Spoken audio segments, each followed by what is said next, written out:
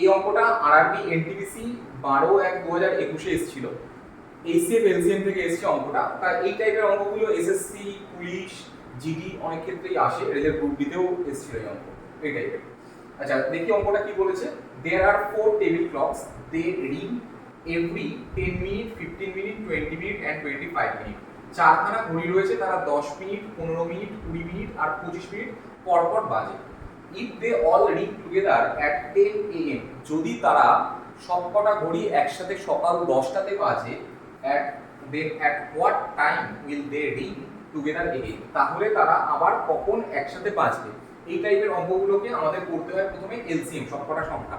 আচ্ছা কি কি আছে, 10, 15, 20 আর হচ্ছে 25। 10 বানাতে গেলে আমাকে 5 ইনটু 2 দিতে হবে। 15 বানাতে গেলে এখানে একটা 3 দেব, আর 20 বানাতে গেলে 5 দুগুণে 10 আর একটা 2 দেব, আর 25 বানাতে গেলে এখানে একটা 5 দেব। তাহলে এটা হয়ে গেল আমার এলসিএম। 5 দুগুণে 10, 5 দুগুণে 10, 10 10 100 আর 3 হচ্ছে 300। তাহলে 300 মিনিট পর তারা আবার একসাথে বাঁচবে। এবার 300 মিনিট মানে ক ঘন্টা, যদি এটাকে ঘন্টায় কনভার্ট করতে হয় তাহলে আমাকে কি করতে হবে, 60 দিয়ে ভাগ করতে হবে। 300 মিনিট পর একসাথে বাঁচবে মানে হচ্ছে 5 ঘন্টা। 5 ঘন্টা মানে কত, সকাল 10টা, তারপরে 5 ঘন্টা পর 10 আর 5 হচ্ছে 15। এবার 15 মানে হচ্ছে দুপুর 3টে, অপশন নাম্বার সি।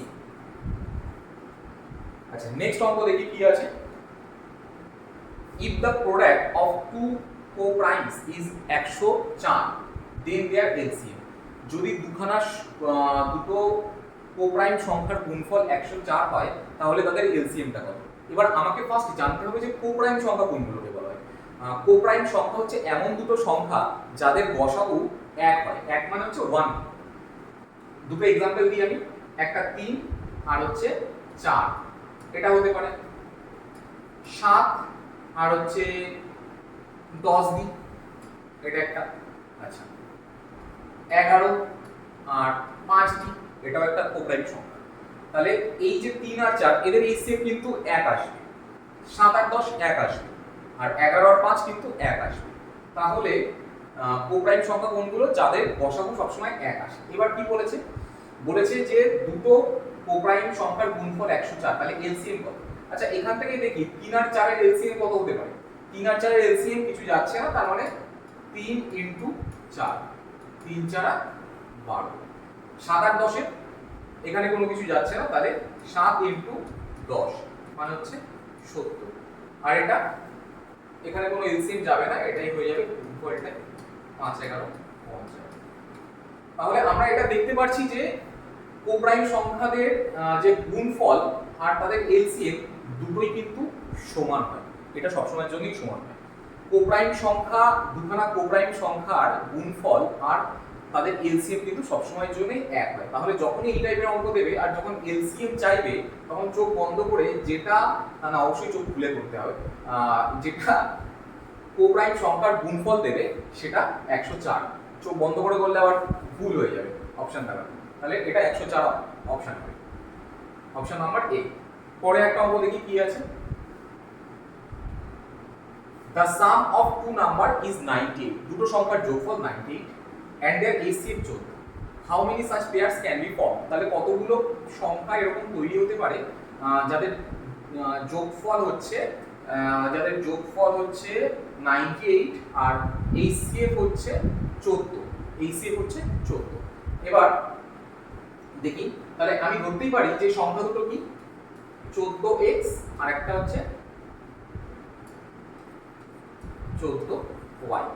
এবার সংখ্যা দুটোর যোগফল বলেছে, মানে 14x plus 14y is equal to 98 লিখতে পারি। এবার এখান থেকে 14টা কমন নিয়ে x প্লাস y থাকছে ইজ ইকুয়াল টু 98। এবার যদি কাটাকুটি করি এটা কত, 77। তাহলে x প্লাস y এর ভ্যালু আমার 7 দাঁড়াবে। তাহলে x প্লাস y মানে 7 কে আমাকে xy ফরম্যাটে ভাঙতে হবে। এবার কি করে ভাঙবো, যেমন 6 এর আগে 7 হতে হয়, তারপর হচ্ছে 5 আর 2 এ 7 হয়। এবার এরকম তো অনেক কিছু হতে পারে, র্যান্ডম না ভেঙে একটা সিস্টেম ওয়েতে ভাঙবো। কি ওয়ে, এই 7টাকে যদি জোড় সংখ্যা থাকে হাফ হাফ ভাঙবো, আর যদি জোড় না থাকে বিজোড় থাকে তাহলে একটা কম বেশিতে ভাঙবো। তাহলে এটাকে 4 আর 3 এ ভাঙতে পারি, 4 প্লাস 3। আচ্ছা, তারপরে একটা বাড়াবো একটা কমাবো, বাদিকেরটা বাড়াবো, তাহলে এটা 5, এটা কমাবো মানে হচ্ছে এটা 2, এভাবে 7 হতে পারে। আর এটা 6 প্লাস 1, আর যাবে না কেন এটা 7 আর 0 হবে না। আচ্ছা, এই কটা সংখ্যা হলো। তাহলে একটা দুটো তিনটে পেয়ার তৈরি হচ্ছে। এবার আমাকে এটা শুধু পেয়ার দেখলে হবে না, দেখতে হবে যে এই পেয়ারগুলো কো প্রাইম কিনা। কো প্রাইম মানে আগের অঙ্কটাতেই বলা হয়েছে যে যাদের গসাগু 1 হয়। তাহলে 4 আর 3 এর গসাগু কত হবে বা এইচসিএফ কত হবে? 1 হবে। তাহলে এটা ঠিক আছে। 5 আর 2 এর গসাগু এটাও 1 হবে, 6 আর 1 এর গসাগু এটাও 1 হবে। তাহলে এখানে কটা পেয়ার তৈরি হচ্ছে? 3খানা পেয়ার তৈরি হচ্ছে। তাহলে অপশন নাম্বার সি হবে এটার অ্যান্সার।